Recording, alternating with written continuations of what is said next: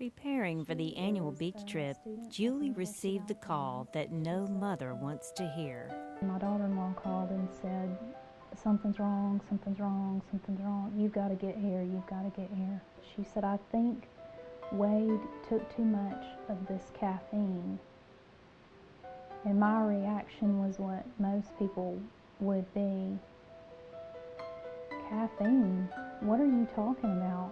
Her strong-willed, go-getting, brilliant son was now fighting for his life.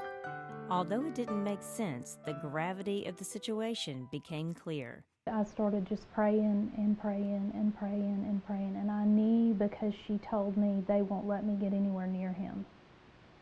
I knew how serious.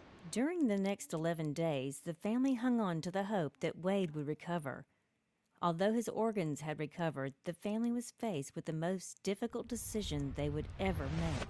We had to make a choice to take him off the ventilator after 11 days.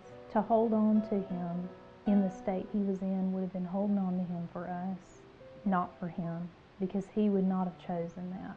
Trying to make sense of her devastating loss, Julie set out to find the answer.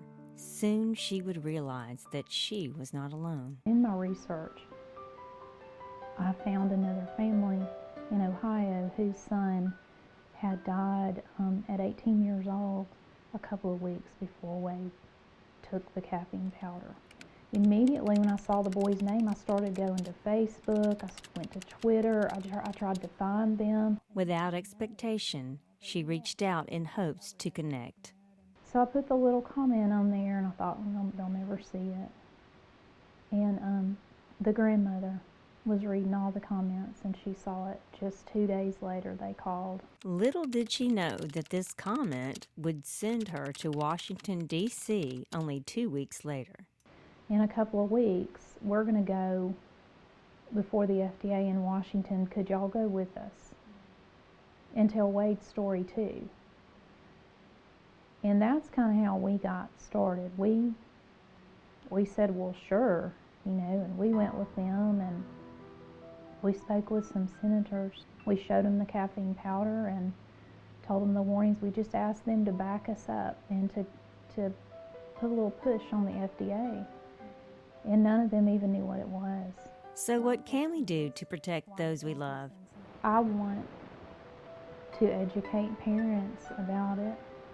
And I also want to educate adults about it, because my son was an adult and he was brilliant.